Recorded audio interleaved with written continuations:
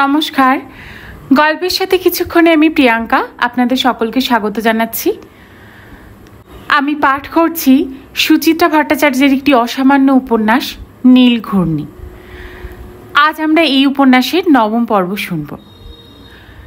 গল্প পাঠ শুরু করার আগে আপনাদের কাছে একটা অনুরোধ, যদি গল্প পাঠ ভালো লাগে তাহলে প্লিজ গল্পটাকে একটা লাইক করে দেবেন, আর যদি সম্ভব হয় তাহলে ফ্রেন্ডস আর ফ্যামিলির সাথে একটু শেয়ার করে নেবেন।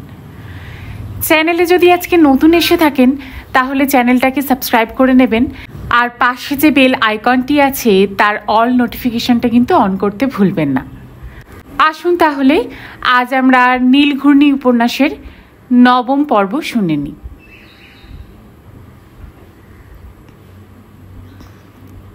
বোধিসত্ত্বর বিদেশ যাত্রার দিন কয়েকের মধ্যেই হাঁপিয়ে উঠল দইতা।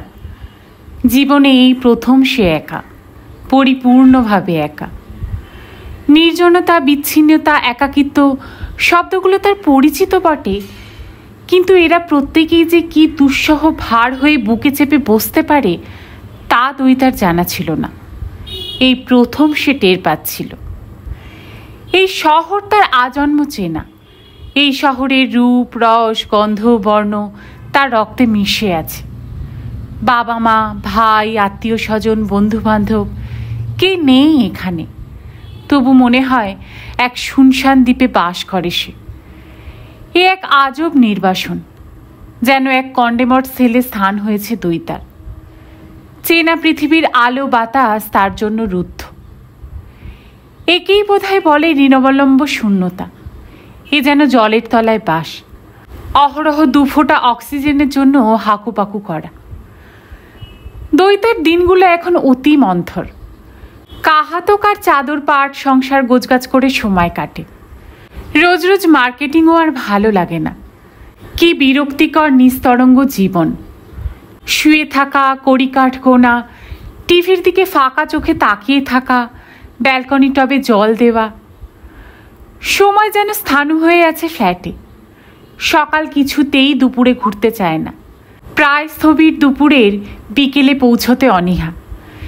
বিকেল এলেও সন্ধে আসতে গড়িমসি করে। আর রাত, সে তো এক একটা বছরের চেয়েও দীর্ঘ। ইচ্ছেই হোক আর অনিচ্ছেই হোক, প্রতি পদে চোখ চলে যায় ক্যালেন্ডারে। বোধিসত্ত্ব ফিরবে কবে? রোজ একবার বোধিসত্ত্বর ফোন পেলেও হয়তো একঘেয়েমি কিছুটা কাটত দইতার। বার্লিনে পৌঁছে মাত্র বারতিনেক দইতাকে ফোন করেছে বোধিসত্ত্ব। কেজো কথা কয়েকটা, তাও মিনিট 2-4 জন্য। বোধিসত্ত্ব এখন সেমিনার নিয়ে মহা ব্যস্ত। পেপার, থিসিস, সিম্পোজিয়ামের ফাঁকে ফাঁকে দইতার কথা কি মনে পড়ে বোধিসত্ত্বর? কিংবা রাতের একা শয্যায়?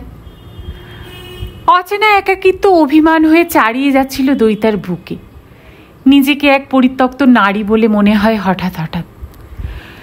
রাতে আচমকা ঘুম ভেঙে গেলে আধারটাকে আরও গাঢ় লাগে। কি করে যে এই গহীন নিঃসঙ্গতা থেকে মুক্তি পাবে দইতা? এইরকমই একটা সময়ে কোত্থেকে সহসা সৌমিক এসে হাজির। ইদানিং সকালে একটু দেরি করে শয্যা ছাড়ে দইতা। ঠিকই ঝি আসে 7টা নাগাদ। তাকে দরজা খুলে দিয়ে আবার বিছানায় ধপাস। বাসনকোসন যা 2-1টা পরে ঝড়ের গতিতে মেজে ফ্ল্যাটের দরজা টেনে বন্ধ করে চলে যায় কমলার মা। আবার তার দর্শন মেলে সেই 12টায়। তখন ঘর ঝাড়পোছ করবে, জামা কাপড় থাকলে কাচবে। আজও কমলার মা ভেবেই দইতা দরজা খুলতে উঠেছিল, ঘুম ঘুম চোখে, আলো থালু বেশি। ও মা, দরজায় এ কে? সৌমিক? সৌমিকের হাতে এক গোছা রজনীগন্ধা, ঠোঁটে মিটিমিটি হাসি। ফুলের তোড়া বাড়িয়ে দিয়ে বলল, many happy returns of the day. দইতার শরীর জুড়ে শিহরণ খেলে গেল। তাই তো, আজই তো 11th এপ্রিল। আশ্চর্য, এই দিনটার কথা দইতার মনেই ছিল না। অদ্ভুত এক ভালো লাগা ভোরের বাতাসের মতো ছুঁয়ে গেল দইতাকে। অপ্রস্তুত মুখে হাসল। তুমি? বন্ধুর জন্মদিনে এই বন্ধু উইশ করতে আসতে পারে না? হ্যাঁ হ্যাঁ, নিশ্চয়ই, পটেই তো। এমা, ছিছি, দাঁড়িয়ে কেন? এসো এসো।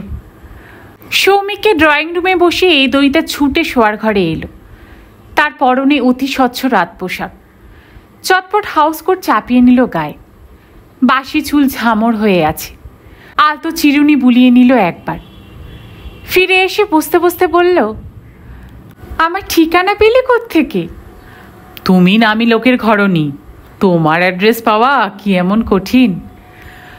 সৌমিকের স্বরে কি বিদ্রুপ? মনে হলো না দৈতার। জিজ্ঞেস করল, ওর ইনস্টিটিউশন থেকে পেয়েছ? সৌমিক জবাব দিল না। লঘু গলায় বলল, সারপ্রাইজটা কেমন দিলাম বলো? ভূত দেখার মতো চমকে উঠেছে তো? হ্যাঁ, মানে এমন দিনে সাত সকালে। দোহাই, আবার প্রশ্ন করো না তোমার জন্মদিনটা জানলাম কি করে। কৌতূহল যে দৈতার হচ্ছে না তা নয়, মনে মনে আজ করে নিল তার বাড়ির সঙ্গে এখনো যোগাযোগ আছে সৌমিকের। নিশ্চয়ই সেখান থেকেই কথা প্রসঙ্গে। মনটা ঈষৎ উদাস হয়ে গেল দৈতার। আজ কি তার নাম করে বাড়িতে পায়েস করবে মা, প্রতিবারের মতো? গত বছর জন্মদিনে হোস্টেলে ফোন করেছিল বাবা, খুব সকালে। খাঁটি ফরাসি পারফিউম কিনেছিল দৈতার জন্য। আজ কি আদরের মুনিয়ার কথা ভেবে বাবার একটুও মন খারাপ হবে না? দৈতার ক্ষণিকের অন্যমনস্কতা সৌমিকের নজরে পড়েছে। মৃদু গলায় প্রশ্ন করল, কি ভাবছ? কিছু নয়। ছোট্ট শ্বাস ফেলে দৈতা কথা ঘোরালো, তুমি এমন দিনে এলে, তোমার সঙ্গে ওর আলাপ করাতে পারলাম না। ও এখন, জানি, প্রফেসর মজুমদার এখন দূর দেশে। এও জানো? সেলিব্রিটিদের খবর তো রাখতেই হয়। এই কথাটাই কি বিদ্রুপ আছে? দৈতা ফুরুকুচকে এক ঝলক দেখল সৌমিককে। না, সৌমিকের মুখ সহজ সরল স্বাভাবিক। ছি, জন্মদিনের সকালে ফুল হাতে কেউ শ্লেষ ছুটতে এসেছে, চিন্তাটাই কি অস্বস্তিকর। দৈতা প্রসন্ন মুখে বলল, বসো, চা করে আনি। এক্ষুনি কিন্তু পালাতে পারবে না, ব্রেকফাস্ট করে যেতে হবে। যাক, তাও ভালো, খাওয়ানোর কথা মনে পড়েছে। তোমার হাব ভাব দেখে মনে হচ্ছিল এক্ষুনি বোধহয় উঠতে হবে। ভোর ভোর ট্যাক্সি ভাড়াটাই গচ্চা গেল। সৌমিক ভুরু নাচালো। ব্রেকফাস্টের মেনুটা কি? দেখা যাক ঘরে খুদকুড়ো কি আছে। দৈতা উঠে হাসলো। হাসতে হাসতে বলল, বার্থডে কেক তো চুটবে না, হয়তো মুড়ি বাদাম। বাইরে এক মনোরম সকাল ফুটেছে। রোদ্দুরে কাঁচা সোনার রং, ঝলমল করছে বাড়িঘর। কম্পাউন্ডের কৃষ্ণচূড়া গাছ ফুলে ফুলে ছেয়ে আছে। চড়া লালে ধাঁধিয়ে যায় চোখ। বাতাসে একটা গন্ধও ভাসছে। চেনা নয়, আবার অচেনাও নয়, এমনই এক সৌরভ। রান্নাঘরে এসে দৈতা চায়ের জল চড়িয়ে দিল। বোধিসত্ত্বর সঙ্গে থেকে থেকে সকালবেলা এক কাপ কালো চায়ের অভ্যেস ধরে গেছে দৈতার। ঘুম থেকে উঠে চা না খেলে খোয়ারি কাটতেই চায় না। কাপে আন্দাজ মতো চিনি দিচ্ছিল। পিছনে কমলার মা। বছর 35-এর কালো কালো বউটার চোখে জিজ্ঞাসা ঝিকঝিক। ফিসফিস করে বলল, কে গো বৌদি, তোমার বাপের বাড়ির লোক? হ্যাঁ বললেই চুকে যেত। দৈতার মুখ থেকে ফস করে বেরিয়ে গেল, না, আমার বন্ধু। এত সকালে বন্ধু? তোমার আপত্তি আছে? দৈতা সামান্য রুক্ষ হলো। যাও, চটপট ফ্রিজ থেকে দুটো ডিম বের করে আনো তো। ঘুরে তাকাতে তাকাতে চলে গেল কমলার মা। দৈতার একটু একটু অস্বস্তি হচ্ছিল। কমলার মার প্রশ্নের কোনো ঠিক ঠিকানা নেই, মুখটাও বড় আলগা। প্রথম দিন কাজে এসে জিজ্ঞেস করেছিল, তুমি কি বাবুর দ্বিতীয় পক্ষ? এই কম্পাউন্ডে আরও 4টে ফ্ল্যাটে কাজ করে কমলার মা। কোন কথা কিভাবে পল্লবিত করে দেবে কে জানে। দৈতা অবশ্য প্রতিবেশীদের আমল দেয় না। কে কি ভাবলো তাতে তার বইই গেল। এই চত্বরে এখনই কি তাকে নিয়ে কোনো গুঞ্জন নেই? বুক থেকে কীট পতঙ্গগুলোকে ঝেঁটিয়ে বিদায় করে দিল দৈতা। সকালটার সঙ্গে তাল মিলিয়ে চনমনে একটা ভাব এসে গেছে মনে। যেন স্বল্প চেনা সৌমিক নয়, যেন বহুকাল পর কোনো আপনজন এসেছে ঘরে। গুনগুন করতে করতে চা পাতা ভেজালো দৈতা। দ্রুত ডিম দুটো ফেটিয়ে দুধ ময়দা গুলে কাঁচা লঙ্কা পেঁয়াজ কুচি মিশিয়ে ভেজে ফেললো একখানা বড় সড়ো প্যানকেক। ঘরে কাজু বাদামও আছে, কলাও। টমেটো সসে প্যানকেক সাজালো। কাজু বাদাম কলাও রাখলো ডিশে। ইস, ঘরে একটু মিষ্টি থাকলে ভালো হতো। জন্মদিনে মিষ্টি মুখ না করালে কি ভালো দেখায়? সৌমিক খবরের কাগজ উল্টোচ্ছিল, খাবারের প্লেট দেখে হাহা করে হাসছে। ওরে বাস, এই কি করেছো? খেতে চাইলাম বলে এত? খেয়ে নাও, খেয়ে নাও। দইতা হাসি মুখে উল্টো দিকে সোফায় বসলো। নিশ্চয়ই তুমি আর বাড়ি ফিরবে না, এখান থেকেই অফিসে যাবে। আজ কিসের অফিস? আজ তো গুড ফ্রাইডে। তাই বুঝি? বলতে গিয়েও দইতা সামলে নিল। তার কাছে এখন শনি, রবি, সোম, মঙ্গল, ছুটির দিন, কাজের দিন সবই তো সমান। তাছাড়া সৌমিক পরে আছে জিন্স আর টি শার্ট। এই পোশাকে কেউ অফিসে যায় না, দইতার বোঝা উচিত ছিল।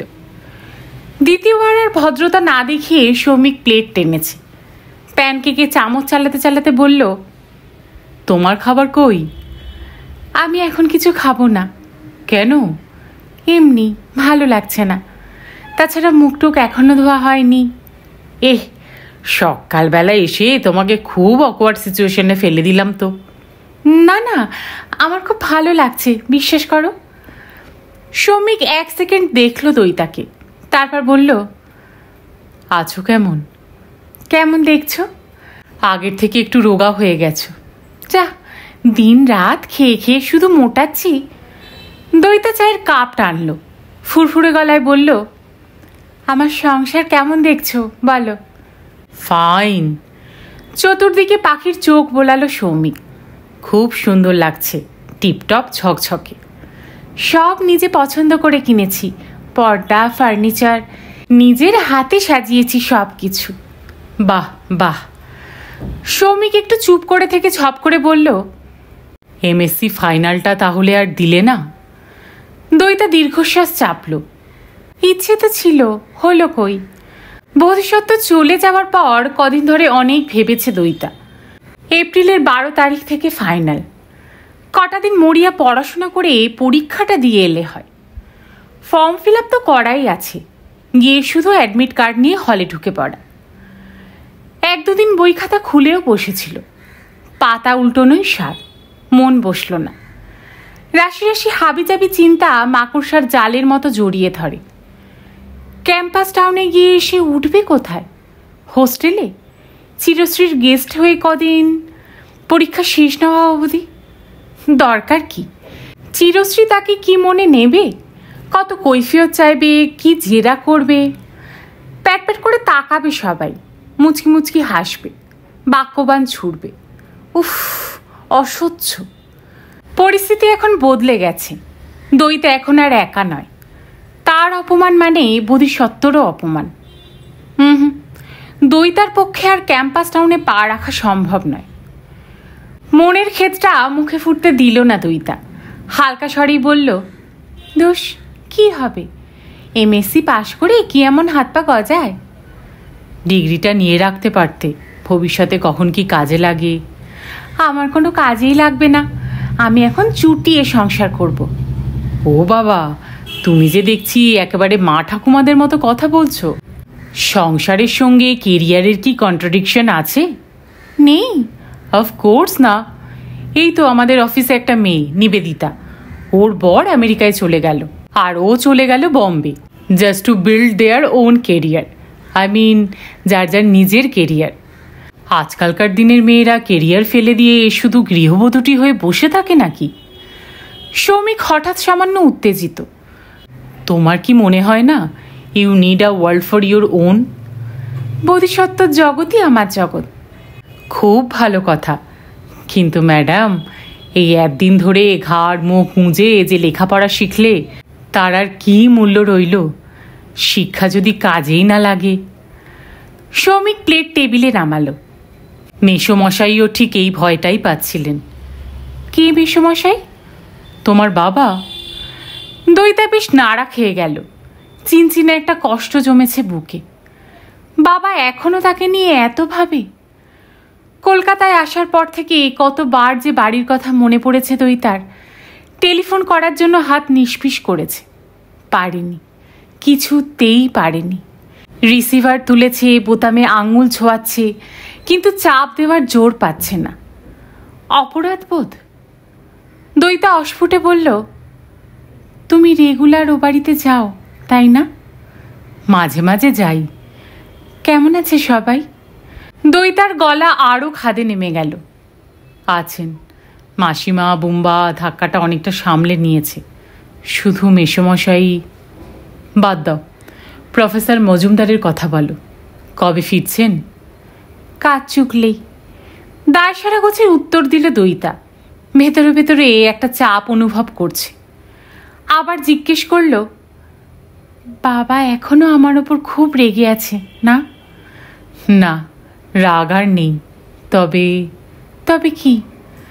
রাগ ছাড়াও আরও অনেক অনুভূতি থাকে দইতা। দুঃখ, হতাশা, স্বপ্নভঙ্গের যন্ত্রণা, লোকলজ্জা, অপমান তো আছেই। ওটা নয় নাই ধরলাম। অবশ্য মনে মনে মেনে নিয়েছেন এটাই তার ভবিতব্য ছিল। ভবিতব্যের কি আছে? আমার যাকে পছন্দ আমি তাকে বিয়ে করতে পারি। বাবার তাকে নাও পছন্দ হতে পারে। আমিও তো মেসোমশাইকে ওই লাইনেই বুঝিয়েছি, কিন্তু প্রবলেমটা কোথায় জানো? মানুষ যাকে বেশি ভালোবাসে তার ক্ষেত্রে যুক্তিবুদ্ধি কাজ করে না, ইমোশনটাই বড় হয়ে দাঁড়ায়। দইতা চুপ করে গেল। সৌমিকও আর কথা বলছে না। বসন্তের সকাল ভারী হয়ে যাচ্ছে। সোনালি রোদ্দুরে চুঁয়ে চুঁয়ে ঢুকে পড়ছে মলিন ছায়া। কমলার মা কাজ সেরে বেরিয়ে গেল। যাওয়ার সময় আজ যেন একটু বেশি জোরে বন্ধ করলো দরজাটা। শব্দটা বড় কানে লাগলো দইতার। চোরা কান্না পাচ্ছে হঠাৎ, অকারণে। নিজেকে ক্রমশ স্থিত করল দইতা। নতমুখে সৌমিককে অপাঙ্গে দেখছে। কেন আজ তার কাছে এসেছে ছেলেটা? শুধু জন্মদিনের শুভেচ্ছা জানাতে, নাকি দইতার সংসার দেখতে? সে কতটা সুখী হয়েছে বুঝতে। এখন এত কিসের আগ্রহ? দইতার বাবা মার কাছে কেনই বা যায়? কোন সম্পর্কে সুবাদে যায়? দইতাকে কেন ভুলতে পারছে না সৌমিক? ব্যালকনি থেকে বাতাসের ঝাপটা এলো একটা। ঘরে ঢুকে ঘুরন্ত পাখার হাওয়ায় হারিয়ে গেল। ঘরের নৈশব্দ দুলে গেল যেন। দইতা আচমকা কথা বলে উঠল, তোমার বিয়ের কতদূর? তোমার বিয়ের কি হলো? হঠাৎ দইতাকে চমকে দিয়ে হাসতে শুরু করেছে সৌমিক। হা হা হাসছে, হাসিতে গম গম করে উঠছে। দইতা অবাক চোখে তাকালো। এ তো হাসির কি হলো? ন্যাড়া বেলতলায় কবার যায়? মাথায় অত বড় একখানা বেল পড়ার পরও আমার শিক্ষা হয়নি বলতে চাও? যা, সব মেয়ে আমার মতো হবে নাকি? সে তো বটেই, সব মেয়ে তুমি হবে কি করে? বুঝলাম না। মানে আরও বিপজ্জনকও তো হতে পারে। ধরো বিয়ের আসর থেকে চোঁচা দৌড় লাগালো, কিংবা হয়তো ফুলশয্যার রাতে বলল, তুমি আমাকে ডিভোর্স দিয়ে দাও, আমি অন্য ছেলেকে ভালোবাসি। ফাজলামি করো না। কবে বিয়ে করছো বলো? কথা দিচ্ছি, আমি যেতে না পারলেও তোমার বউকে একটা দারুণ প্রেজেন্ট দেব। কয়েক সেকেন্ড দইতার চোখে চোখ রেখে স্থির হয়ে তাকিয়ে রইল সৌমিক। এই প্রথম দইতার মনে হলো ওই চোখে ভাষাও আছে। দৃষ্টিটায় অস্বচ্ছন্দ বোধ করছিল দইতা। চোখ নামিয়ে নিল। সৌমিক ঘড়ি দেখছে। তাহলে আজ উঠি? দইতার প্রশ্নের উত্তর দেয়নি সৌমিক। তবু তা নিয়ে আর পিড়াপিড়ি করল না দইতা। বলল, আবার এসো কিন্তু। আসবো। সৌমিক উঠে দাঁড়িয়ে একটুখানি ইতস্তত করল। তোমার চাকরি বাকরি পড়াশুনো নিয়ে বলছিলাম বলে কিছু মাইন্ড করনি তো? না না, তুমি নিশ্চয়ই আমার ভালোর জন্যই বলেছ। হ্যাঁ, বিলিভ মি, আফটার অল তুমি তো আর রাখি মজুমদার নও। দইতা জোর ঝাঁকুনি খেল। তুমি তাকে চেনো? অ্যাক্সিডেন্টলি পরিচয় হয়ে গেছে। বারাসাতে মার গুরুদেবের আশ্রম, তার পাশেই ওর বাপের বাড়ি। সেখানেই একদিন পাকে চক্রে। সৌমিক গলা ঝাড়ল। খুব রেজেড কন্ডিশনে আছেন মহিলা। কেন? দইতা টেরচা তাকালো।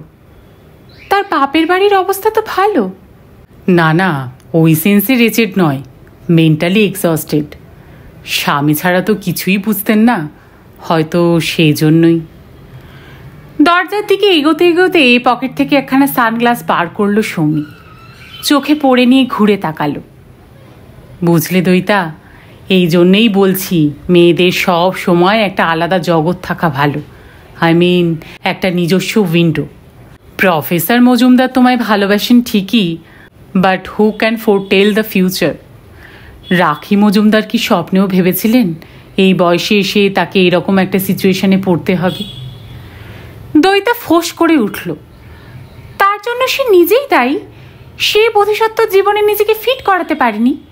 তাদের মধ্যে একটা ভ্যাকিউম তৈরি হয়েছিল বলেই কিনা আমাকে আঁকড়ে ধরেছিল বোধিসত্ত্ব। রাখি মজুমদার বুঝি এখনো বোধিসত্ত্বকে দোষী করছে? তিনি সে ধরনের মহিলাই নন।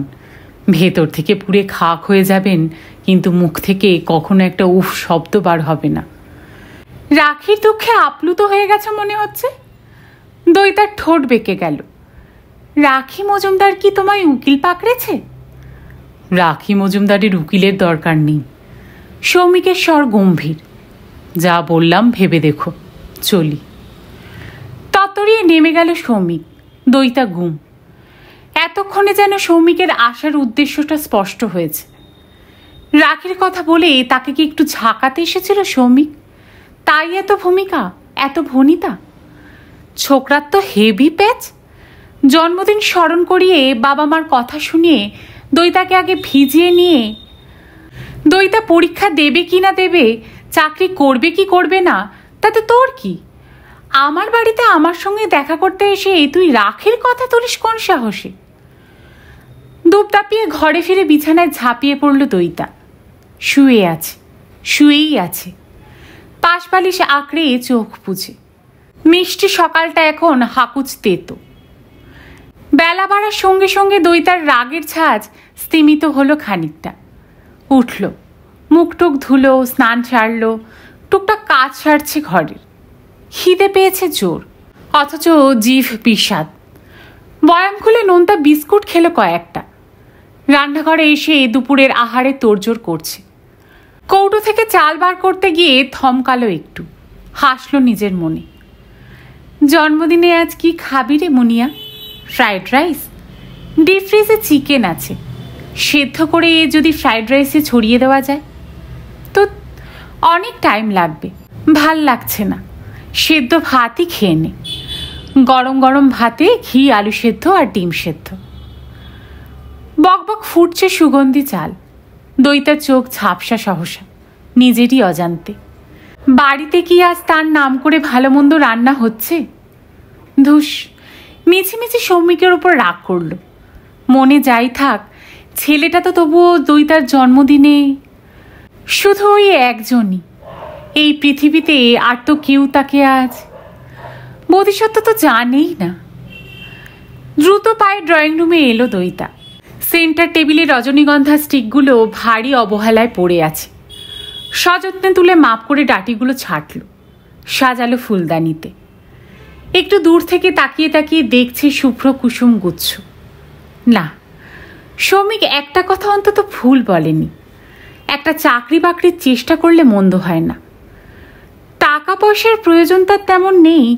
রাখির মতো ভোতা মহিলাও সে নয়। সুতরাং ভবিষ্যতের অমঙ্গলের আশাও সে করে না। কিন্তু পেটের বিদ্যেটাকে কাজে লাগাতে ক্ষতি কি? কেন সে রাখির মতো পরজীবী হয়ে থাকবে? তাছাড়া সত্যি কথা বলতে কি, বোধিসত্ত্ব ফিরে এলেও কি দইতার একাকিত্ব পুরোপুরি ঘুচবে?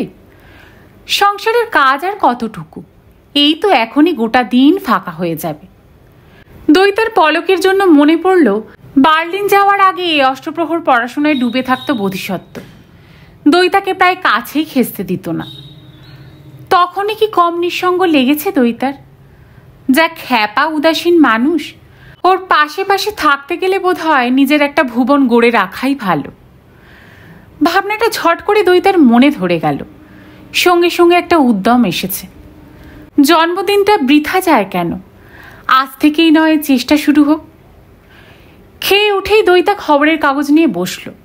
খুঁটিয়ে খুঁটিয়ে পড়ছে কর্মখালির বিজ্ঞাপন। 4-5 দিনের পুরনো কাগজও বার করে ঘাটছে। শুধুমাত্র বিএসসি অনার্স কোয়ালিফিকেশনে কী কাজ জুটতে পারে? চাকরির বাজার এখন বেশ খারাপ। তাও দু একটা উৎসাহব্যঞ্জক বিজ্ঞাপন চোখে পড়ল দইতার। স্মার্ট, মুখে ইংরাজিতে খই ফোটা রিসেপশনিস্ট চাই। সব প্রফিত সুশ্রী সেলস গার্ল। প্রাইভেট স্কুলের লিভ ভ্যাকেন্সিতে শিক্ষয়িত্রী। চোখ কান বুঝে সব কটাতেই দরখাস্ত ঠুকে দেবে দইতা আজই। কটা দিন হুটোহুটি করে কেটে গেল। দইতা আবেদনপত্র টাইপ করাচ্ছে আর ছাড়ছে। একদিন টুপ করে অফিস পাড়ায় ঘুরেও এলো। নাম লিখিয়েছে চাকরি দেওয়ার সংস্থায়। এজেন্সি অবশ্য খুব আশার কথা শোনায়নি। কম্পিউটার না জানা থাকলে তাদের মাধ্যমে কাজ পাওয়া কঠিন। শুনেই এদিকে ওদিকে কম্পিউটার প্রশিক্ষণ কেন্দ্রে ছুটল দইতা। ভর্তি হবে কিনা ভাবছে। এরই মধ্যে এক অভিনব চমক, একটা অবশ্যম্ভাবী ঘটনার আগাম বার্তা পেল দইতা। কদিন ধরে দইতার মনে সন্দেহটা দানা বাঁধছিল। সময় পেরিয়ে গেল, পিরিয়ড হয় না কেন। গা গুলোনো ভাবও আসছে একটা, কিছু খেতে ইচ্ছে করে না। কি করবে এখন? ডাক্তারের কাছে ছুটবে একাই, নাকি বোধিসত্ত্ব আসা পর্যন্ত অপেক্ষা করবে? ভেতরে ভেতরে এই উত্তেজনা বাড়ছিল দইতার, সঙ্গে সঙ্গে কৌতূহল। শেষমেশ আর তর্স হইল না, ছুটেছে ডাক্তারের কাছে। টেস্টমেস্ট হলো। দইতার অনুমানই সঠিক, রিপোর্ট পজিটিভ। নিশ্চিত হওয়ার সঙ্গে সঙ্গে এক অনর্বচনীয় অনুভূতিতে ছেয়ে গেল দইতা। আনন্দ আনন্দ আনন্দ, বুকের মধ্যে উতলে উঠছে খুশি। প্রফেসর বোধিসত্ত্ব মজুমদারের সন্তান ধারণ করার সৌভাগ্য পেয়েছে সে। ভাবা যায়? তার শরীরের অভ্যন্তরে, তার শরীর থেকে প্রাণরস নিয়ে ভূমিষ্ঠ হবে এক আগামী বোধিসত্ত্ব। ছেলে কেন, মেয়েও হতে পারে। তা সে যাই হোক, তার আর বোধিসত্ত্বর সন্তান নিশ্চয়ই কেউ সাধারণ হবে না। আহারে, সূর্যদেবের তেজ ধারণ করে কুন্তিরও কি এই পুলক জেগেছিল? দইতার মনের উচ্ছলতা অবশ্য নিরবচ্ছিন্ন হলো না। সুখের মাঝেও ছোট ছোট কাটা ফোটে কেন হঠাৎ হঠাৎ? রাখির সঙ্গে বিচ্ছেদ যদি না ঘটে তাহলে তখন দইতার সন্তানের পরিচয় কি হবে? বিজ্ঞানী বোধিসত্ত্ব মজুমদারের অবৈধ? এই কার অসম্মান, বোধিসত্ত্বর, দইতার, না সেই অনাগত সন্তানের? সে যদি তখন দইতার দিকে তর্জনী তুলে বলে, তোমরা নিজের সুখ খুঁজছিলে, বেশ করেছিলে, আমায় পৃথিবীতে আনলে কেন? সমাজের তো একটা নিয়ম আছে, আইন আছে। তো হু কেয়ার্স? দইতা কবে সমাজ মেনেছে? আর রাখি তো কন্টেস্ট করছেই না। বোধিসত্ত্ব তো বলেই গেল, না জেনেই অবশ্য বলেছে, স্রেফ আন্দাজ। মনে হয় আন্দাজটা সত্যি, না হলে খোরপোশের টাকা প্রত্যাখ্যান করে রাখি। খুব তেজ মহিলার, ভাঙবে তবু মচকাবে না। পরশু দুপুরে ফোন করেছিল সৌমিক, হাই হ্যালো করছিল। এরপর দিন যেদিন রিং করবে খবরটা সৌমিককে শুনিয়ে দেবে দইতা। যাক, রাখির কানে পৌঁছে দিয়ে আসুক। মহিলা কি চিরবিরিয়ে জ্বলবে? ডিভোর্স হোক আর নাই হোক, রাখি মোটেই আর বোধিসত্ত্ব মজুমদারের স্ত্রী নয়। আশেপাশে 5 জন এখন দইতাকেই বোধিসত্ত্বর বউ বলে জানে। মিসেস দইতা মজুমদার। হ্যাঁ, দইতা মজুমদার, দইতা মজুমদার। সেদিন অনেক রাত অবধি এইসব কথাই ভাবছিল দইতা, ব্যালকনিতে বসে।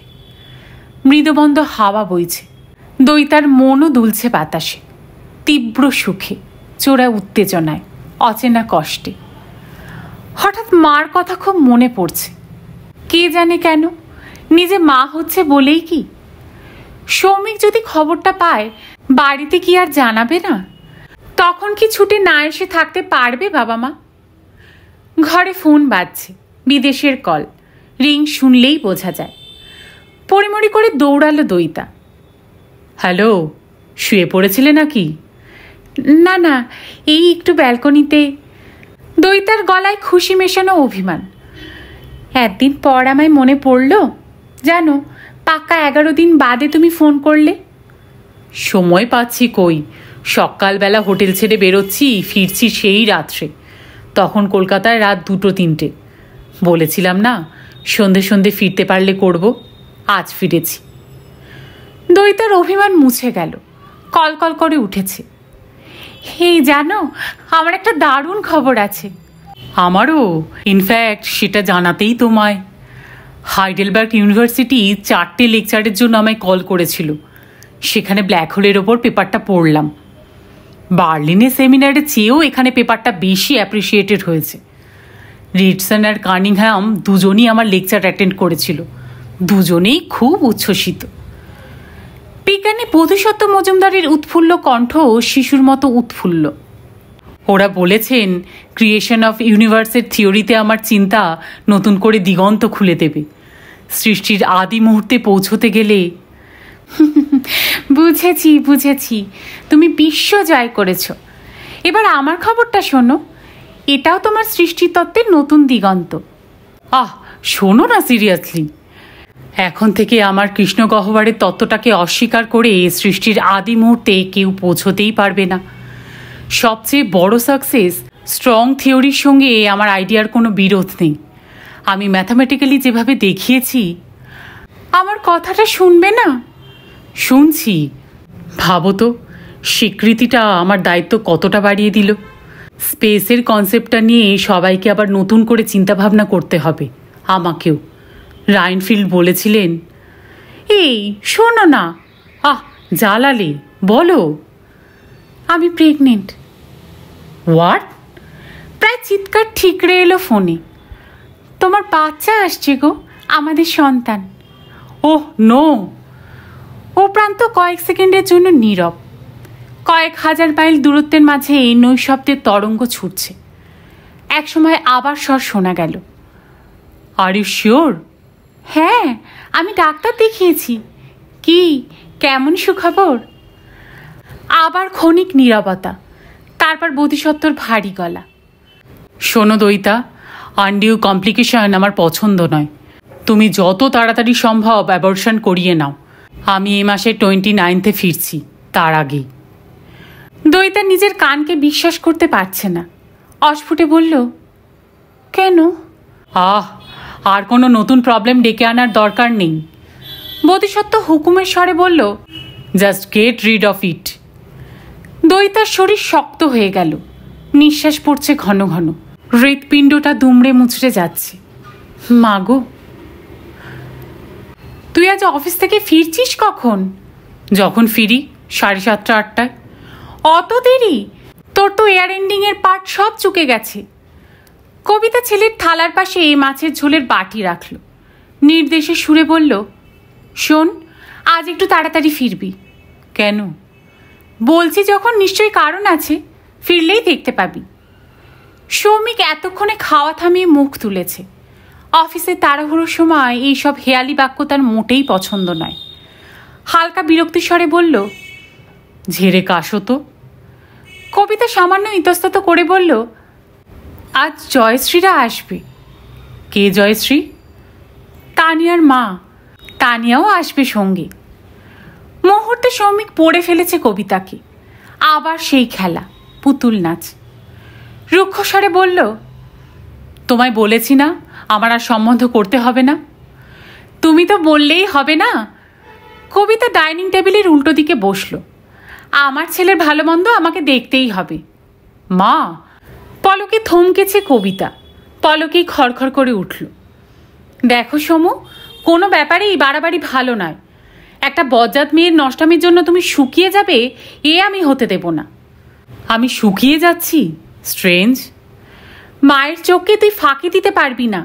কি চেহারা হয়েছে তোর! ছি! চোখের নিচে কালি, কণ্ঠার হাড় পর্যন্ত দেখা যাচ্ছে, মুখে হাসি নেই, সব সময় অ্যাবসেন্ট মাইন্ডেড ভাব। এ তো আর অনন্তকাল চলতে পারে না। তাছাড়া আমারও তো একটা স্বাদ আহ্লাদ বলে কিছু আছে নাকি? একটা ক্রোধ প্রজ্বলিত হচ্ছিল সৌমিকের মাথায়, তবু নীরবে বসে রইল অতি কষ্টে। দইতার সঙ্গে বিয়েটা ভেঙে যাবার পর প্রথম কটা দিন বেজায় উঠে পড়ে লেগেছিল কবিতা। পারলে তক্ষুনি ছেলেকে ছাদনাতলায় পাঠিয়ে দেয়। মাঝে বেশ ঝিমিয়ে গিয়েছিল, এখন আবার মাঠে নেমে পড়েছে। প্রায়শই নতুন নতুন মেয়ের ছবি আসছে বাড়িতে। যখন তখন সৌমিকের সামনে মেলে ধরা হচ্ছে, সৌমিকের অনিচ্ছা উপেক্ষা করি। এবার কি পাত্রীপক্ষের সশরীরে বাড়িতে আক্রমণ শুরু হলো? না, আবার একটা যুদ্ধ লড়তে হবে সৌমিককে। কবিতা বসুরায়ের শিক্ষা এখনো সম্পূর্ণ হয়নি। সৌমিকের ক্ষণিক নীরবতাকে বুঝি সম্মতি বলে ধরে নিয়েছে কবিতা। নরম গালায় বলল, তোর কষ্টটা আমি বুঝি রে সমু। অপমানটা তুই ভুলতে পারিসনি, তাই তো? তানিয়াকে একবার দেখ, ও তোর সব দুঃখ ভুলিয়ে দেবে। এ তো আর ওই দইতার মতো কাটকাট অতি দিগ্গজ মেয়ে নয়, অনেক নরম সরম, ঠিক যেমনটি তোর দরকার। চাইলে জিন্স পরে তোর পার্টিতেও যাবে, আবার হুকুম করলে তোর পাও টিপে দেবে। সৌমিক বিস্মিত চোখে তাকালো। এই বুঝি আজকালকার ভালো বউয়ের কনসেপ্ট। কবিতা আবার বলল, জয়শ্রী অনেক কড়া ধাতের মেয়ে, মণিদীপার মতো হ্যালহ্যাল ঝ্যালঝ্যালে নয়। মেয়েকে লাই দিয়ে দিয়ে মাথায় তোলেনি জয়শ্রী। আমি তো কথা বলেছি তানিয়ার সঙ্গে, কি সফট, কি বিনয়ী, সর্বদা হাসি খুশি। আর রূপ, মা তুমি থামবে? ঠিক আছে, তুই সচক্ষে দেখে নিস, বাজিয়ে নিস। আর পারল না সৌমিক, খাওয়া ছেড়ে উঠে পড়েছে। বেসিন থেকে সোজা নিজের ঘর, প্যান্ট শার্ট পরেছে, চুল আঁচড়াচ্ছে, ব্রিফকেস গুছিয়ে নিল। তার মধ্যেই শুনতে পাচ্ছে তানিয়া নামের এক অচেনা মেয়ে রূপের গুণের বিবরণ। বাসুদেবের গলাও যেন কানে এলো, কি যেন বলছে কবিতাকে। স্বরে আরও উচ্ছ্বাস বেড়ে গেল কবিতার। বাড়ি থেকে বেরোনোর সময় সৌমিক আবার কবিতার কবলে। হাসি হাসি মুখে কবিতা বলল, তাহলে কটার মধ্যে ফিরছিস? সৌমিকের ঠোঁটের কোণে একটা হিংস্র হাসি উকি দিয়েই মিলিয়ে গেল। অস্ফুটে বলল, দেখি। 7টা বাজাস না, ওরা কিন্তু এসে যাবে। হ্যাঁ না কিছুই বলল না সৌমিক। বাতাসহীন বাড়ির বাইরে এসে বড় করে একটা শ্বাস টানল। মুক্তির শ্বাস নয়, যান্ত্রিক দিন শুরু করার আগে অক্সিজেন আহরণ। হাঁটতে শুরু করে ঝলক আকাশে দেখল সৌমিক। কেন যে এখনো ঊর্ধ্ববানে চোখ চলে যায়। আকাশ আজ মেঘলা মেঘলা, ফাঁকে ফাঁকে হালকা নীল। গুমোটটা বেড়েছে। বৃষ্টি হবে কি আজ? হলে বেশ হয়। তুমুল বর্ষণে কতদিন ডোবেনি শহরটা। কল্প চোখে বাড়িধারা দেখতে পেল সৌমিক। থই থই জল, ঢেউ দুলছে পথে। মৃতপ্রায় সরীসৃপের মতো টোলে টোলে এগোচ্ছে গাড়ি ঘোড়া, আর্তনাদ তুলতে তুলতে। ধূসর হয়ে আসা গাছগাছালি ভিজে ভিজে গাঢ় সবুজ, পাতা বেয়ে জল ঝরছে টুপটুপ। ক্রমশ দইতার গভীর চোখের মতো সুন্দর হয়ে যাচ্ছে দিনটা। সৌমিকের পা আচমকা থেমে গেল। সামনে শেয়ার ট্যাক্সির জন্য অপেক্ষামান মানুষের লম্বা কিউ। ঘাড়ের পিছনে অদৃশ্য বুলডগটার গর্জন, ঘাও। বিকেল 4টে নাগাদ কাজ থেকে মাথা তোলার ফুরসত পেল সৌমিক। এতক্ষণ যন্ত্রগণকের পর্দা অবিরম রঙের হিল্লোল তুলছিল। তাকে নিষ্প্রাণ করে দিয়ে সৌমিক আড়ামোড়া ভাঙল কয়েকটা, হাই তুলল, চোখ চালালো এদিকে ওদিকে। পাশের কিউবিকলে কফিতে চুমুক দিচ্ছে নির্মাল্য, আঙ্গুলের ফাঁকে স্যান্ডউইচ। সঙ্গে সঙ্গে সৌমিকের পেটেও খিদের অনুভূতি। মনে পড়ে গেল আজ টিফিনটাও করা হয়নি। ক্যান্টিনে যাবে না খাবার আনিয়ে নেবে ভাবতে ভাবতে সৌমিত্র এসেছে পাশের কিউবিকলে। খেতে খেতে কাজ করতে থাকা নির্মাল্য কাজ থামিয়ে ঘুরে তাকালো। হায় বস, আমি একটু পরেই তোর কাছে যেতাম। নির্মাল্য সৌমিকের চেয়ে বছর তিনেকের বড়, প্রায় একই সঙ্গে এখানে চাকরিতে ঢুকেছে। একটা বন্ধু ধরনের সম্পর্কও আছে। নির্মাল্য বলল, স্যাটারডে ইভিনিংয়ে আমার বাড়ি চলে আয়। কেন, কি আছে? Marriage anniversary. নির্মাল্য কাজ ছাকালো। একটা গেট টুগেদার মতো করছি। অফিসের জনা 5-6 আর কয়েকজন ক্লোজ রিলেটিভ। আসবি তো? ও শিওর। সৌমিক নির্মাল্যর হাতে স্যান্ডউইচের দিকে তাকালো। খিদে বেড়ে যাচ্ছে। আলগাভাবে বলল, এটা তোদের কত নম্বর অ্যানিভার্সারি যেন? 3rd? 4th? দেখতে দেখতে তোদের 4 বছর বিয়ে হয়ে গেল। হলো না, গুড্ডুরই অগাস্টে 3 হবে। কি ফার্স্ট যে যায় দিন। এবার ওর স্কুলের জন্য ছোটাছুটি করতে হবে। দেখি কোথায় কত ডোনেশন হাঁকছে। তুই একেবারে পুরো সংসারী বনে গেছিস। না বনে উপায় আছে? একেই বলে ঠেলার নাম বাবাজি। বিয়ে শাদি হোক, তুইও টের পাবি। নির্মাল্য স্যান্ডউইচ শেষ করে হাত ছাড়ছে। বাই দা বাই, একটা অ্যাডভাইস দে তো, মানে সাজেশন আর কি। কি ব্যাপারে? মিমিকে কি প্রেজেন্ট করা যায় বলতো? সৌমিক ফাপড়ে পড়ল, মাথা চুলকে বলল, একটা শাড়ি ফাড়ি দে। দূর, ও তো শাড়ি পরেই না, তাহলে সালোয়ার কামিজ। আমার সঙ্গে ওর টেস্ট মেলে না। ভালো পারফিউম, লাস্ট ইয়ার পারফিউম দিয়েছি, এক জিনিস রিপিট করব? তাহলে একটা গয়না টয়না কিছু, একটা আনইউজুয়াল কিছু ভাবনা, এমন কিছু যা দেখে চমকে যাবে। 2-4 সেকেন্ড ভাবলো সৌমিক, কিছুই মাথায় এলো না। অপ্রতিভ মুখে বলল, ট্র্যাডিশনাল কিছু দে না, বউকে চমকাতে চাইছিস কেন? চমকটা খুব এসেন্সিয়াল রে, লাইফটা বড্ড ড্র্যাব হয়ে গেছে। দিস চমক উইল রিনিউ দ্য রিলেশনশিপ। সে কি রে, মাত্র 4 বছরেই? 4 বছর কি কম? হেল অফ আ টাইম। তোদের না কোর্টশিপ ম্যারেজ, মাত্র কদিনেই প্রেম উবে গেল? তা কেন, প্রেম প্রেমের জায়গায় আছে, কিন্তু রুটিন লাইফ মানেই মনোটনি, নিস্তরঙ্গ। এই অকেশনগুলোকে ঢেউ হিসেবে ইউজ করতে হয়। নে নে বল কিছু। একটু চিন্তা করে ঠোঁট ওল্টালো সৌমিক। No idea. তুই একটা যাচ্ছে তাই ভাবলাম ব্যাচেলারের কাছ থেকে কোনো একটা স্ট্রেঞ্জ টিপস পাওয়া যাবে। বলতে বলতে হঠাৎ চোখ মুখ উদ্ভাসিত নির্মাল্যর। আমার একটা আইডিয়া মাথায় এসেছে। কি আইডিয়া? যদি মিমিকে একটা কাকাতুয়া উপহার দিই। বিবাহ বার্ষিকীতে কাকাতুয়া? হ্যাঁ, ও তো পাখিটা কি ভালোই বাসে। পেয়ে চমকাবে না? খুশি হবে না? মিমি ভিখুশ, গুড্ডু ভিখুশ। সৌমিক হা হয়ে রইল কিছুক্ষণ। বিবাহ বার্ষিকীতে এবার থেকে কি পশু পাখি বিনিময় শুরু হবে? মিমি হয়তো নির্মাল্যকে চমকে দেওয়ার জন্য কোনো কুকুর টুকুর, লাসার ড্যাশান কিংবা ছোটোখাটো নেকড়ে টেকড়ে। কোন দিকে যাচ্ছে ভালোবাসা, সম্পর্ক? একে টিকিয়ে রাখতে কি প্রয়োজন উত্তেজনাময় চমকের? ফোন বাজছে নিজের টেবিলে। দৌড়ে লক্ষণ রেখায় ফিরল সৌমিক। সৌমিত্র বসুরায় স্পিকিং। টিফিন করছি সমু? উফ, কবিতা বসুরায়। সৌমিত্র সতর্ক স্বরে বলল, করেছি। কি খেলি? স্যান্ডউইচ, কলা, ডিম। গুড, টাইমলি ফিরছিস তো? ফোন রেখে দাঁত কিরমির করল সৌমিক। দেখাচ্ছি, থাক বসে। মুনিয়া হলো না এখন তানিয়া, চত্বর। এও কি বার গুরুদেবের ক্যান্ডিডেট? হতেই পারে, হওয়াই সম্ভব। গুরুদেবের স্যাংশন ছাড়া কি মা নতুন স্যাম্পেল এনে বাড়িতে ঢোকাবে? হা হা, লালজি বাবা বলেছিল দইতা সৌমিক রাত জোটো। এখন কি বলছে লোকটা? কঙ্খলে বসে ঢপের কীর্তন গাইছে আর ঢুলু ঢুলু চোখে গঙ্গার শোভা দেখছে। এই তানিয়া সম্পর্কে ও নিশ্চয়ই কোনো রকম কিছু একটা অভিমত দেবে লালজি বাবা।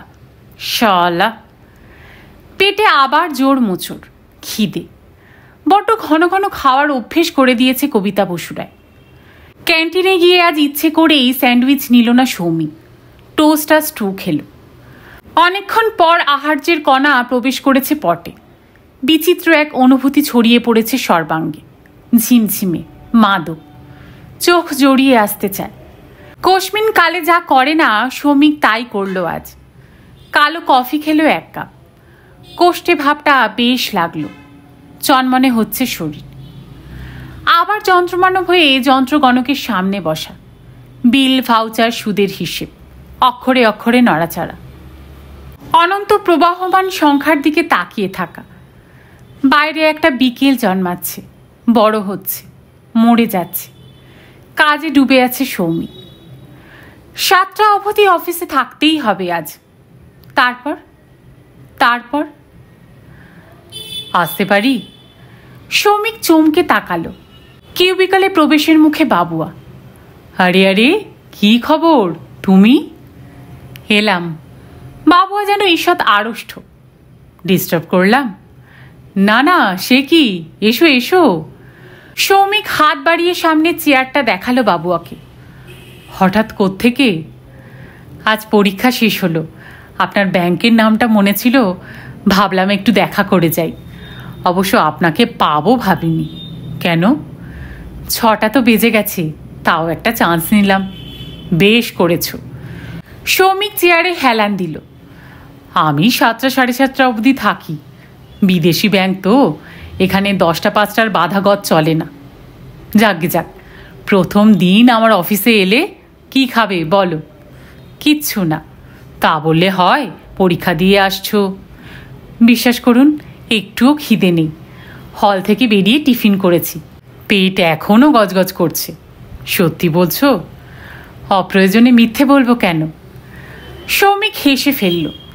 ছেলেটার এই তীক্ষ্ণ রিজু ভঙ্গিটা খুব ভালো লাগে তার।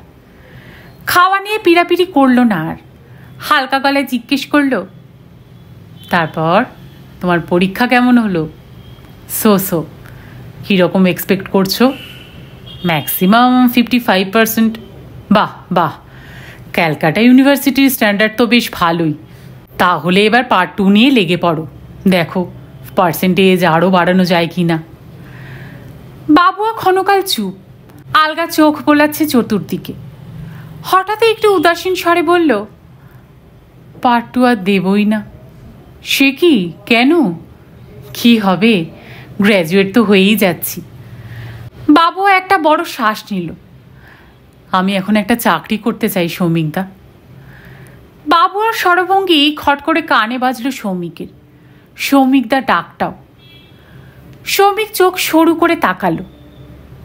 ব্যাপার কি বলো তো, এখনই চাকরির কথা ভাবছো কেন? আমি মাকে নিয়ে আলাদা থাকতে চাই। সৌমিক সামান্য থমকালো। মামার বাড়িতে কিছু সমস্যা হচ্ছে? বাবু একটু সময় নিয়ে বলল, সমস্যা বলতে আপনি যা ভাবছেন সেরকম কিছু নয়। আমার মামা মামি যথেষ্ট মানুষ হিসাবে ভালো, আমাকে স্নেহ করেন, মার প্রতি রেসপেক্ট আছে, আমাদের যত্ন আত্মীয় করছেন খুব। তবু কি? ও আপনি বুঝবেন না, আমাদের অবস্থায় তো আপনি পড়েননি। বাবু আর গলা খাদে নেমে গেল। হালকা শ্বাস ফেলে বলল, আফটার অল আশ্রিতের জীবন। কথাটা যেন কোন গোপন তন্ত্রীতে আঘাত করল সৌমিকের। কয়েক সেকেন্ড বাবুয়াকে নিষ্পালক দেখল সে। কয়েকদিন দাড়ি কামায়নি বাবুয়া। অল্প বয়সী মুখে একটা রুক্ষ ভাব ফুটে উঠেছে, কিন্তু চোখের কোণে দুঃখের আভাস, যা ওই তেজিয়ার মুখমণ্ডলের সঙ্গে একেবারে বেমানান। ভেতরে ভেতরে একটা ঝড় চলছে বাবুয়ার, স্পষ্ট বোঝা যায়। এই বয়সেই ঝোঁকের মাথায় উল্টোপাল্টা সিদ্ধান্ত নেয় মানুষ। সৌমিক নরম স্বরে বলল, আশ্রিতের জীবন বলছো কেন? মামার বাড়িতে তো তোমার মারও কিছু ন্যায্য অধিকার আছে, সেই সূত্রে তোমারও অধিকার। বাবুয়ার কণ্ঠস্বর বিষণ্ণ হয়ে গেল। অধিকার শব্দটা বড় ফাঁপা সৌমিকদা। আমাদের এখন কোথাও কোনো অধিকার নেই। এ তোমার অভিমানের কথা। বারাসতের বাড়িতে তোমাদের ডেফিনেটলি রাইট আছে, শেয়ার আছে। আমাদের প্রকৃত অধিকারের জায়গাটা এই কুটোর মতো ভেসে চলে গেল। এখন মামার কাছে রাইট শেয়ার ফলাবো? বাবুয়া জোরে জোরে মাথা ঝাঁকালো। ও আমি পারবো না সৌমিকদা। দেখছি তো মা সর্বক্ষণ কেমন যেন সিটিয়ে থাকে, কাউকে কোনো কথা জোর দিয়ে বলতে ভরসা পায় না। মামা মামি কারণে অকারণে বাবার নিন্দে করে, সমালোচনা করে, টিজিং রিমার্ক করে। করতেই পারে, বাবা যা কাজ করেছে তাতে করাটাই স্বাভাবিক। হয়তো এর থেকে বেশি ঘৃণাই বাবার প্রাপ্য, কিন্তু সেগুলো শুনে মার যে মনে কোথায় বাজে। না সৌমিকদা, আমি ওখানে থাকতে পারবো না। বাবুয়ার কথাগুলো বুঝতে চাইছিল সৌমিক। বাবার উপর বাবুয়ার যতই বিদ্বেষ থাক, বাবার উদ্দেশ্যে ছোড়া কটূক্তিগুলো কোথায় যেন বিঁধছে বাবুয়াকে। বাবার কৃতকর্মের জন্য কি হীনমন্যতায় ভুগছে ছেলেটা? স্বামী গর্বে একসময় খুব গরিবনী ছিল রাখি। এখন স্বামী পরিত্যক্তা নারী হয়ে ভাইয়ের বাড়িতে অবস্থান রাখির কাছে দুঃসহ মনে হতেই পারে। তবু যেন বাবুয়ার মনোগত বাসনাটাকে সমর্থন করতে পারল না সৌমিক। বলল, তো কি করতে পারো তুমি? ওই যে বললাম, মাকে নিয়ে আলাদা হয়ে যাব, একটা চাকরি বাকরি জুটিয়ে নেব, যেমন করে হোক দাঁতে দাঁত কামড়ে পড়ে থেকে আমি আর আমার মা জীবন কাটাবো। এতক্ষণে বাবুয়ার চোখ জল করে উঠল। দেখবেন সৌমিকদা, আমি কিছুতেই হারবো না। মাথা তুলে আমি দাঁড়াবই, সামডে অর আদার। এই গোটা পৃথিবীটাকে অন্তত বোধিসত্ত্ব মজুমদারকে বুঝিয়ে দেব, তার কণামাত্র ভিক্ষে ছাড়াই শুদ্ধসত্ত্ব মজুমদার তার মাকে নিয়ে সসম্মানে বেঁচে থাকতে পারে। একটু বুঝি চড়ায় উঠে গিয়েছিল বাবুয়ার স্বর। সৌমিক ঝটিতে একবার চারিদিকে দেখে নিল। অফিসে লোক কমে এসেছে, বেশিরভাগ কিউবিকলই খালি। যারা আছে কেউই এদিকে তাকাচ্ছে না। ফাঁকা হলঘরে ঠান্ডা মেশিনটা এখন চড়া লাগে, শীত শীত করছে বেশ। সহসা ফোন বেজে উঠল। অভ্যেস মতো হাত বাড়াতে গিয়েও থেমে গেল সৌমিক। কার ফোন অনুমান করতে পারছে। বেজে বেজে ক্লান্ত হয়ে একসময় নীরব হলো দূরভাষ যন্ত্র। চোরা স্বস্তি অনুভব করল সৌমিক। বেচারা তানিয়া। আবার হঠাৎ বাবুয়ার গলা, কি সৌমিকদা, পারবো না আমি, আপনি কি বলেন? তক্ষুনি জবাব দিতে পারল না সৌমিক। এই মাত্র কবিতা বসুরায়ের আহ্বানকে উপেক্ষা করেছে সে। কিন্তু অস্থি মজ্জা মস্তিষ্কের বাসা বেঁধে থাকা সেই কবিতা বসুরাই ক্ষণিক কল্পনাবিলাসী সৌমিককে যুক্তি বুদ্ধি অগ্রপশ্চাৎ বিবেচনার বোধে বেঁধে ফেলেছে এখন। সোজা হয়ে বসে সৌমিক বলল, বে প্র্যাকটিক্যাল শুদ্ধ সত্য। কেন, আমি অবাস্তব কথা কি বলছি? আমি কি একটা চাকরি জোগাড় করতে পারবো না? তা হয়তো পারবে, কিন্তু কত টাকার? তোমার কোনো কাজের অভিজ্ঞতা নেই, কোনো টেকনিক্যাল কোয়ালিফিকেশন নেই, পড়াশোনাও করেছো জেনারেল লাইনে। চাকরির যা বাজার, বড়জোর সেলস টেলসে কিছু জুটবে। উদয়াস্ত পরিশ্রম করে বড়জোর 2-4 হাজার, তাতে তোমার চলবে? চালাতে হবে। ভদ্র পরিবেশে এখন একটা ঘরের ভাড়া কত জানো? 2 মানুষের সংসার চালাতে কত খরচ হয় তোমার আন্দাজ আছে? তেমন হলে বস্তিতে গিয়ে উঠবো, নুন ভাত খেয়ে থাকবো। নুন ভাত খেয়ে থাকবো? দুধে ভাতে থাকা ছেলে তো, সত্যি সত্যি নুন ভাত খেয়ে থাকা যে কি জিনিস তা তুমি জানো না। মাকে নিয়ে বস্তিতে তুললে একটা ক্যান্ডাভারাস কাণ্ড হবে। 7 দিনের মধ্যেই পালাই পালাই রব তুলবে, কেঁদেও কুল পাবে না। ছেলেটা একেবারে পুরো খ্যাপা হয়ে গেছে। মুহূর্তের জন্য বোধিসত্ত্বর ওপর ভয়ঙ্কর রাগ হলো সৌমিকের। কি নিষ্ঠুর লোক, কি অবলীলায় বউ ছেলেকে ভাসিয়ে দিল। দিব্যি সুন্দর একটা বৃত্তাকার জীবন হতে পারত ছেলেটার, সব কিছু এমন তালগোল পাকিয়ে গেল।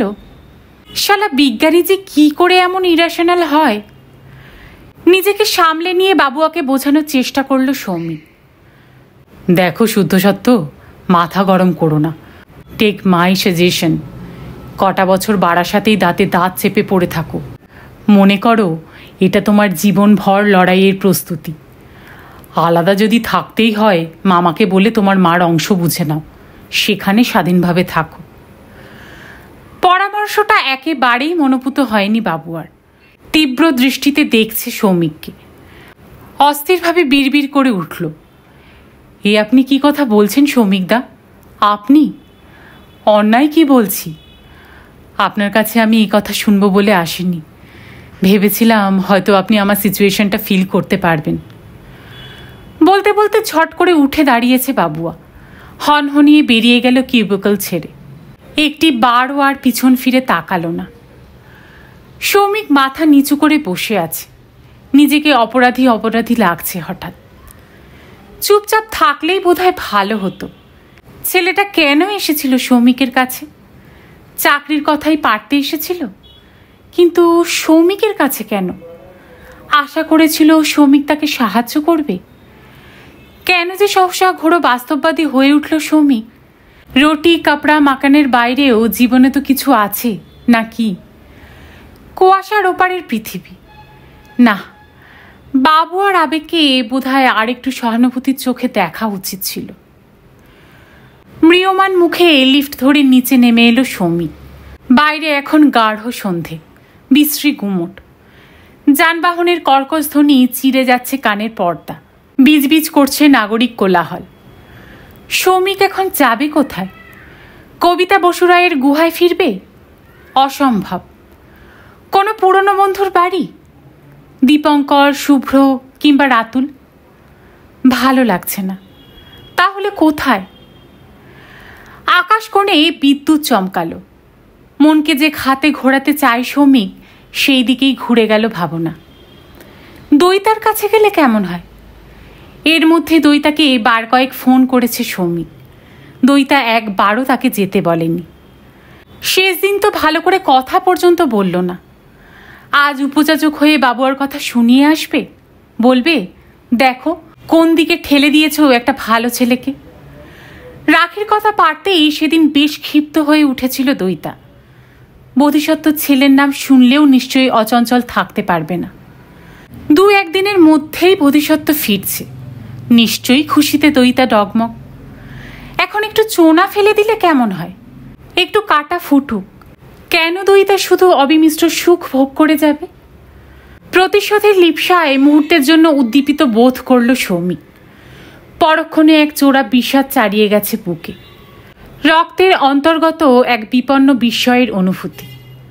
সুখ নেই, সুখ নেই, দইতাকে যন্ত্রণা দিয়ে সুখ নেই।